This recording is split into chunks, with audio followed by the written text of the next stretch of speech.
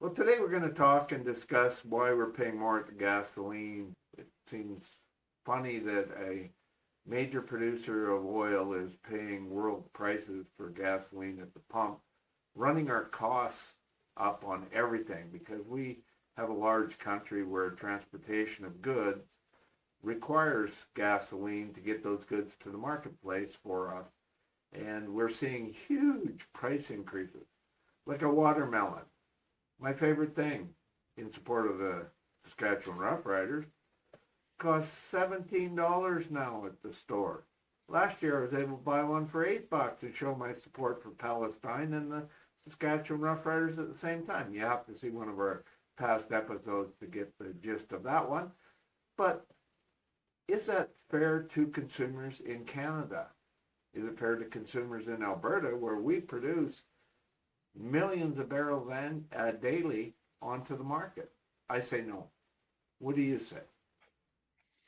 I think oil is rather unique in the sense that it belongs to the province, and the oil companies only have a license to produce, and they produce it and get the significant value out of the increase in the cost. Yet the oil industry is the most subsidized industry in Canada. So you have to Corporate look at that. welfare. Nothing but You got to look corporate at it and wonder welfare. what's going on.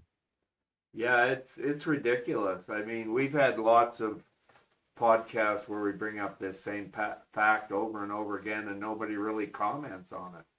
I think they live in a world where they got their head buried in the sand and aren't paying attention to some of the issues. The real issue is, we could be like Norway. We could be a wealthy country and getting health care, timely services. We don't have to have the capitalization or the capitalists come in and rape and pillage us. We could have a very good social structure and strong communities, stronger family units, and we sell out to the capitalists. So it's you got to give your head a shake going, what are people thinking?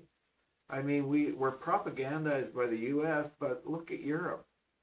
These socialist governments in Europe are free education, free this and that. And we're a way richer country, and yet we have to pay through the nose for taxes. No, that's not right, folks. But now back to the gasoline prices at the pump. I have a question, and we've discussed a lot of these First Nation rights and privileges. Why is gasoline at the native reserves, Indian reserves under the Indian Act, they don't pay federal taxes? Why do they get 10 to 20 cents cheaper gasoline on the reserves? And, I'm shooting myself in my foot because I drive out to the reserve to get cheap gasoline, and I'm going there later this afternoon. I'll spend $150 on a tank of gas, and I'll save $20 probably on that tank of gas. But why is that allowed? And that's something that we need to really discuss. And we tried to discuss it in our previous podcast on Abolish the Indian Act. But what it is fair pricing. If corporations have to pay taxes on goods, then all corporations have to pay the same tax. That isn't the case under the Indian Act. They don't have to pay the federal taxes. And as a matter of fact, we kind of shoot ourselves in the foot because we go out there and fill up with gas. They don't contribute to the road tax to repair the roads headed to their reservation. And we have to maintain those roads and repair those roads, and none of that goes to it. So my question is, why do we have to pay more for gasoline than those living on the reserves? And I don't think it's fair, personally. I think you're looking at the wrong thing. Oh, probably. Who cares? Who cares what they're able to sell the gas for on a reserve? I mean, the only difference is the federal taxes, and it's only a drop in the bucket. What's Well, important there's provincial is tax too. what it Municipal what's tax they don't pay because they move the purchase outside the municipality, and the company doesn't pay county for the right to have a business license. So we have, multitude of issues when you're moving them out of the tax base and moving the consumer out of the tax base that pays for everything. So yeah, it does affect us. No, it affects you, but it's chicken shit. The amount of tax that isn't collected as a result of gas sold on a reserve is Well, I don't know. Have is you seen is the minor. lineups on the reserve? They've got to do over 100,000 liters of gasoline a day, and that adds up.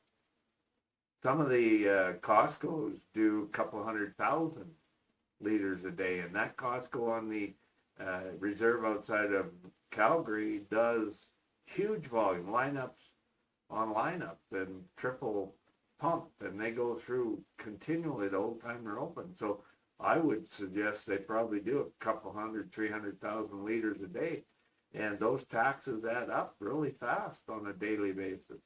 So but the point is of this conversation is the Alberta government had a 13-cent tax on gasoline, and they refused to remove the tax.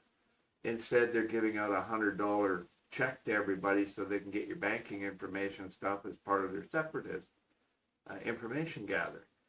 And if the government was truly interested in reducing our costs, they would remove the tax because it benefits the shipping of goods to the grocery stores, to the clothing stores, to everything.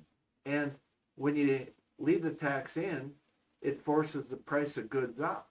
And that hurts everyone more than the $100 rebate you're getting. It's just a smoke and mirror technique to make it sound like you're getting something for that tax, but you're really not. You're getting higher prices at the store. You can't afford a watermelon because now they're double the price of last year.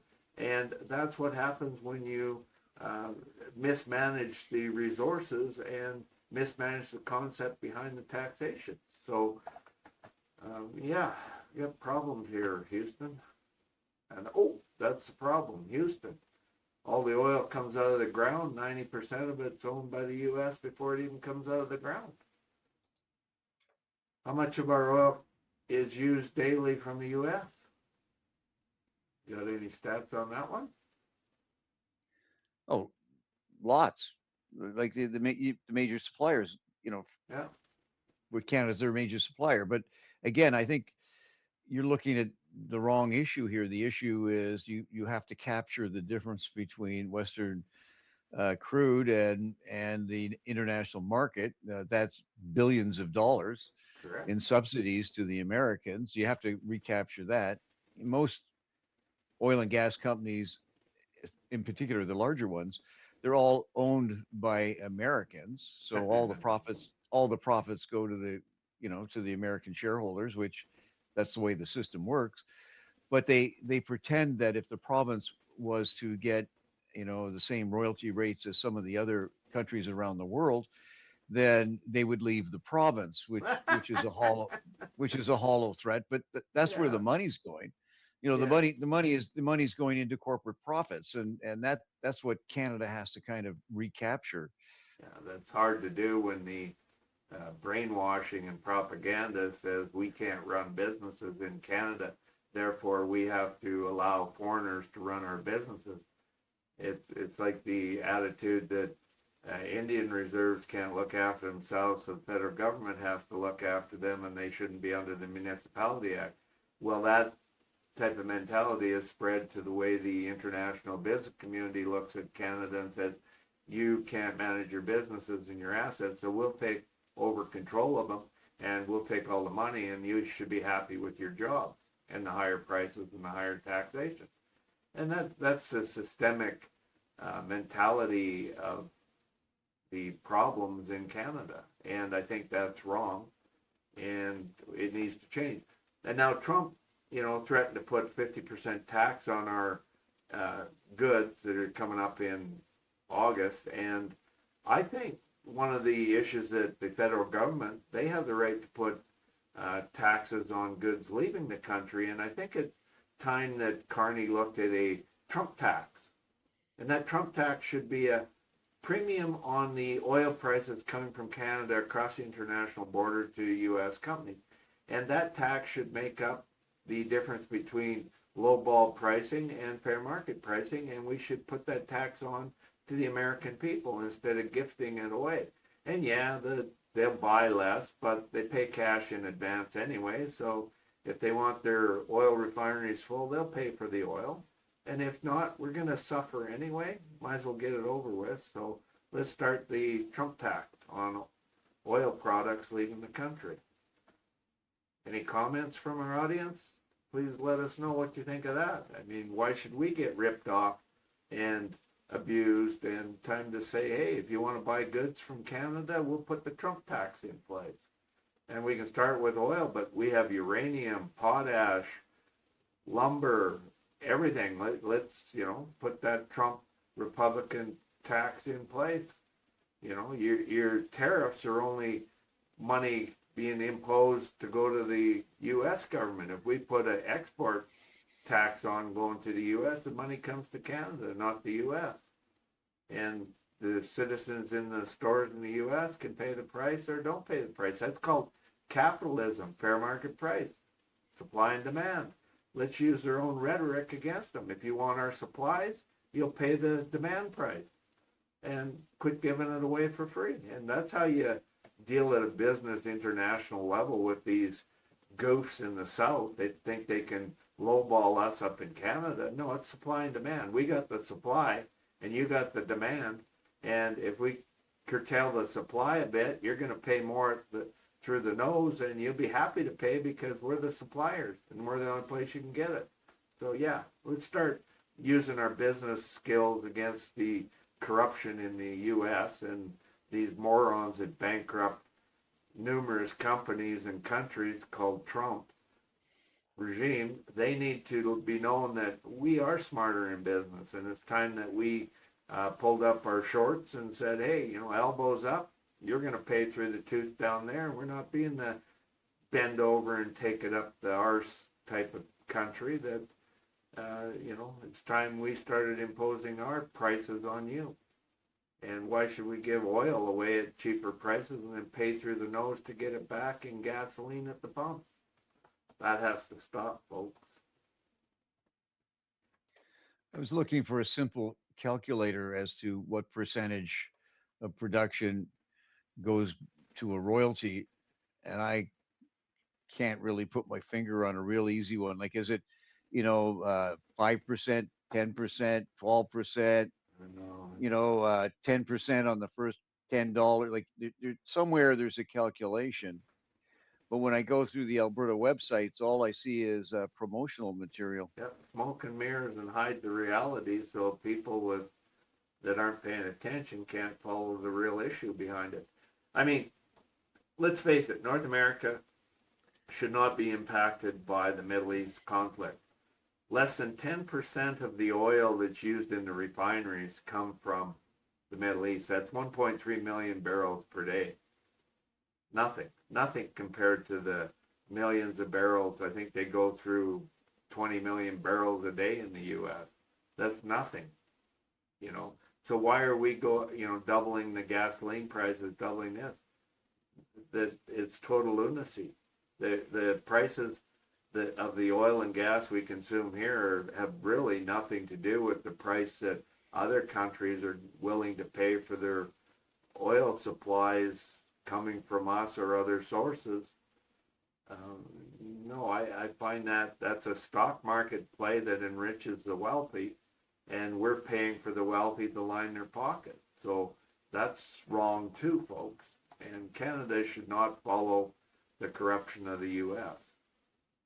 Because we definitely only use 400,000 barrels of oil from Saudi Arabia out on the East Coast in the refineries. It's not insignificant for the amount of use. We can replace that by increasing delivery through the existing lines to the east. So no, it's, or those oil tankers on rail cars can replace 400,000 barrels easily a day to the eastern refineries. So no, we shouldn't be paying through the nose, folks. And a little planning and a smart use of our resources. Alberta should have never given away those oil tankers that we already had paid for and took billions of dollars in losses. because we could replace that Middle East oil on the tankers right now, shipping them to the east. A lot of stupid going on, and we're allowing it as voters. So get educated, people. Start looking at some of our podcasts where we try to educate you. So they claim that in 2024, Alberta collected 12% of its oil and gas production value in royalties. They collected almost 17 billion from 140 billion in production. And then it states that Alaska collects substantially more per barrel, and Norway collects more again. Stupid is as stupid does. I say, tighten those dunce caps on you morons in Alberta that keep giving away our resources. Back to that same argument. There's only a 130-year supply in Alberta and Canada at current production levels. But on the world scale, there's only 55 years of current use available on proven reserves. Well, you take Alberta and Venezuela out, that means there's only 25, 30 years supply of oil that the U.S. has, because they're the major marketer around the world. And when that runs out, Alberta and Canada could be the dominant oil supplier in Venezuela in the world. And we get top dollar, but not if you give it away first. And I think what people forget is the business model that Trump is lining his own pockets. When he said to the oil industry, if you give me $1 billion, I'll make you rich. I think Trump behind the scene is saying, look, I'm going to corner all the markets, Venezuela, Canada, and when we use up all the Saudi and Iranian oil and Russian oil, we're going to control all the oil, and therefore we're going to triple, quadruple the prices, and we're going to make nothing but profits. And you see that might be the motivation behind striking a war on Iran and then saying, hey, we're going to charge a toll coming out of the Strait of Hormuz, and Russia, you can now sell all your oil on the international market. Why? Because they want to use up the supplies of Saudi Arabia, Iran, and Russia so that they control the marketplace. And it was a, good ploy for the steal of the deal, because what Trump was doing was trying to hide the fact that if Russia and Iran and Saudis dump all the oil on the market for the next 15, 20 years, they won't have oil to dump on the market in the future. And with Venezuelan oil, Canadian oil, and the U.S. oil, they're the dominant controller, and they can ask whatever price they want for the oil in 30 years from now. And that will create a crisis around the world. And you heard it here first, folks.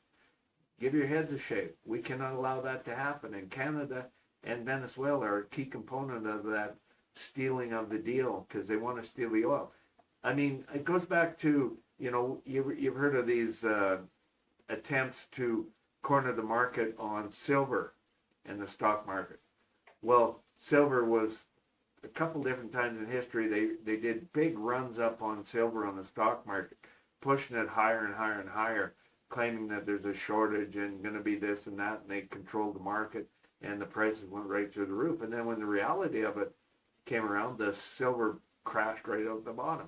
Well, that's what's going on in the oil industry. It's insider manipulation of the markets, and it's criminal in essence, because they grabbed and kidnapped the president of Venezuela. So, they're committing crimes on the high seas, and they're attacking countries under the guise of war just to influence the oil commodities and corner the market on the commodities. And that's a criminal act. And that's why these privately owned stock markets allow it, because they're all making money off it. It boils back to the 2006, 2007 stock market putting the oil commodities onto the market so they could manipulate the market. And then in 2008, they said, we're going to make sure the oil reserves of probable reserves become proven reserves on oil company sheets, so they can double or triple the value of their assets, so they can stock market prices for their shares go up and people will invest in the oil market. They did all that under the guise of corruption under the stock market, which is a privately owned business, and they made trillions of dollars. And this maneuver with Trump and the oil companies is just an extension of that play of 2008, where the 2010 market price values jumped and reserves jumped. And what they're doing is they're trying to corner the market in a devious way that they, the same ideology behind the trying to corner the silver markets. And we're allowing it, folks, and it's time that these criminal acts be called for what they are. The manipulation of the oil industry and act of Trump to say in advance of him getting elected, if you give me billions of dollars, get me elected, I will manipulate the markets for oil and gas around the world, and you will make nothing but money. And that's what's going on, and it's almost criminal, and I think it is criminal in violation of many laws of the stock markets, and yet we're allowing and seeing it happen. And guess who's paying for it? We are, at the pumps. And those criminal acts are affecting us in our pocketbooks. So we either have courts or we don't have courts. We have justice or we don't have justice. So right now, we don't have a justice system. We have a money buys whatever they want. It's pay to play. And that's capitalism. And that's why capitalism is danger to the world, and it's no better than communism. So that's my rant. Thank you, folks. Let me know what you think in the comments. But you can do your own research. It's all there. Everything I said, you can go to the stock market previous, news articles, and you'll see where Trump said he's going to corner the markets and make oil men rich. He didn't say it in those exact words, but that's exactly what he's doing now. His actions behind the words. So back to Alberta and where the money's going. Sure. If you apparently in 2024, Alberta collected 12% of the production value of the oil that was produced in the province. But there's another side to that as well. When you look at the total revenue and then you look at the subsidies, so the cost of the oil and gas subsidies cost the province almost $5 billion. Yeah. And the subsidies from the federal government ranges between 18 and 30 billion, depending on how you calculate it.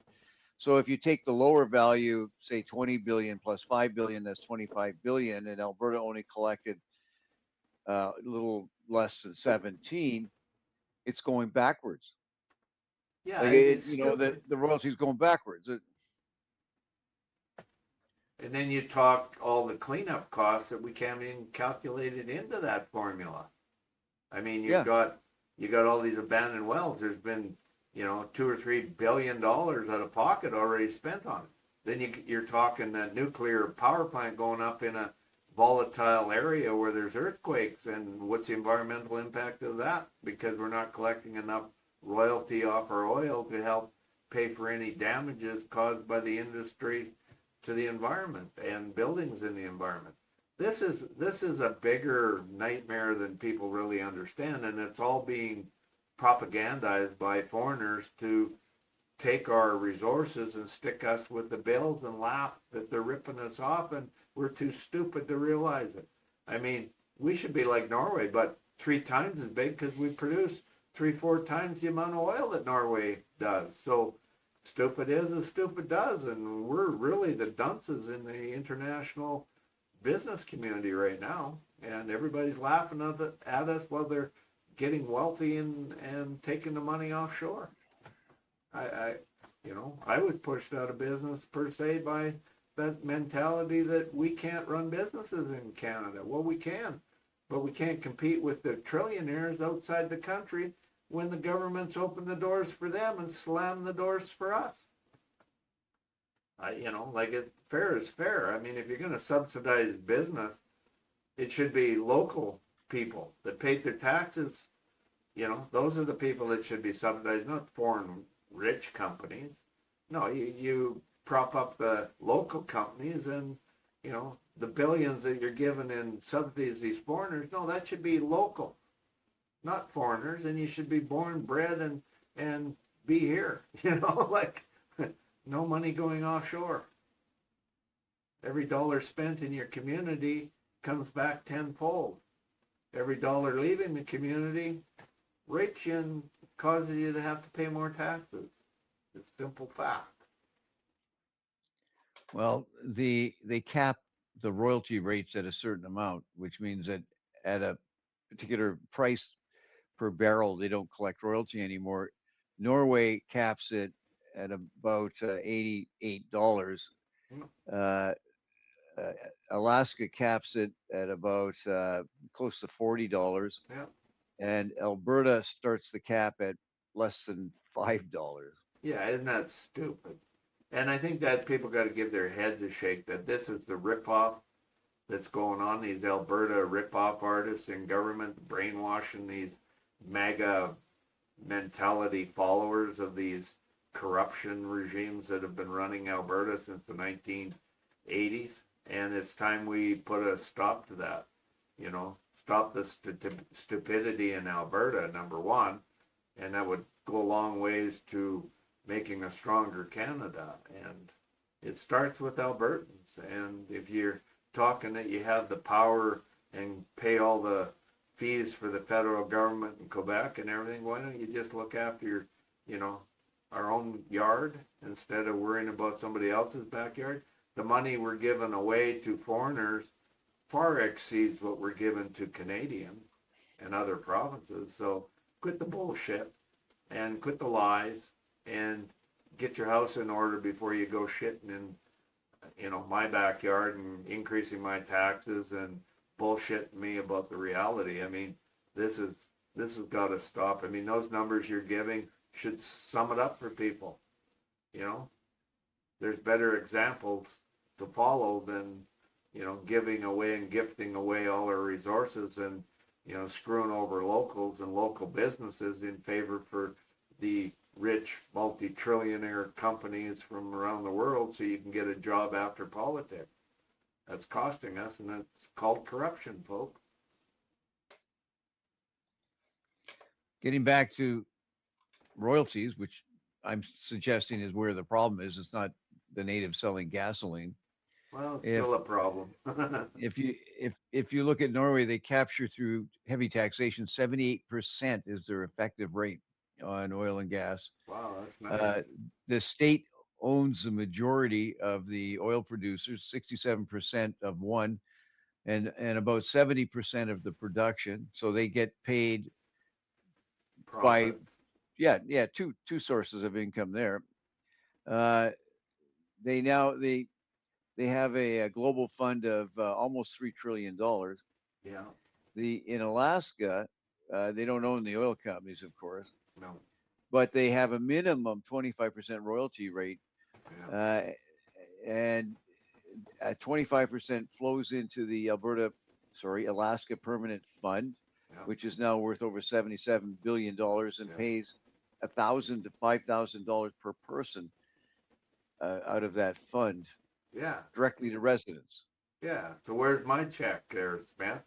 You're talking giving me $100 rebate on 13-cent tax on every liter of gasoline I use, but you're giving away all that money to foreigners, and where's the accountability? I think we need to hold these governments to accountability.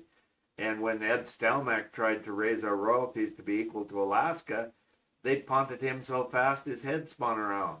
And you've never heard much about him since then because they cut him off at the knees. There's no way you're going to get fair market royalties on any of our products. And that's the power of these multi-internationals when you have corruption in your government. They tell you who you can elect as politicians, and they're setting policy for us. And that's wrong, folks. And Ed Stelmach should have been followed and revered, and he should get the award of Alberta, the award of Canada, for trying to hold up his province's wealth and prosperity against the foreign influencers. And he didn't. So that's a shame on us. That's a blight on us. And we've lost trillions of dollars because of stupidity. And they want us to continue losing money so they can sell off services to capitalists like our healthcare. They intentionally run them into the toilet so that their business buddies can come in and buy them, and that's wrong too. That's graft and corruption facilitating an end result to sell our businesses to foreigners and large wealthy capitalists. And you know what happens there. Your prices go up and your incomes go down because capitalists want to pay minimum for wages, and your government's selling you out in Alberta, and that's happening all across Canada for that matter.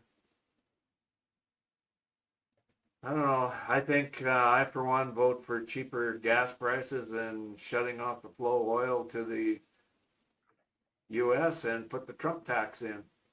The Trump Republican regime, Epstein class tax needs to be put in, and they don't like that tax, they won't buy from us. And other countries in the world will follow us and put the Trump tax on, and they'll be back buying from us. Don't worry, folks. It'll only take 30 days for other countries to realize if they put a Trump tax on, the U.S. is isolated and going to have to pay whatever price we demand. Why should the U.S. government get tariff money going in, raising the cost of our goods? And we should put our tax on this end and say, well, we should be paid the money, not the U.S. government, from the U.S. citizens that are forced to pay higher prices. I think we do more for the U.S. citizens than their own government does. We're not, funding ICE and shooting citizens on the streets. The U.S. government is. We're not funding, illegal war crimes around the world, but the U.S. government is. So why shouldn't we put the Trump regime tax in place, and that money we can use to try to promote peace and prosperity around the world and social programs for the poor, and it's totally stupid that we allow the regime in the U.S. to depict how much we're paying. Totally stupid. I haven't got much more to say on that topic. It just gets my blood boiling that I got to pay, and I still do think that it's unfair that the Indian reserves don't have to pay taxes, and I have to drive to the reserve to buy my gasoline cheaper. Isn't that kind of like shooting myself in the foot when I'm saying that? I get my cheaper gasoline, but I don't want cheaper gasoline? Yeah, okay. I guess I'm not the brightest light bulb in the orchard, so maybe that's why our following is limited. But the reality is that what's good for the goose is good for the gander, and they should be paying the same as us. Yeah, but see, that's a negative attitude. You're saying that they just because they pay less, you're not happy, so you want I'm them happy to pay paying more. less, but it's the principle of taxes. My taxes go up as a result of me being, well, I can't really say I'm forced to go to the reserve to buy the gasoline, but economics says I'm smart if I go there and buy my gasoline, and I'm not a totally dumbass, so yeah, I'm going there to buy it. I'll be there as soon as we're done the podcast. I'm driving out there. You can meet me there and fill up your tank.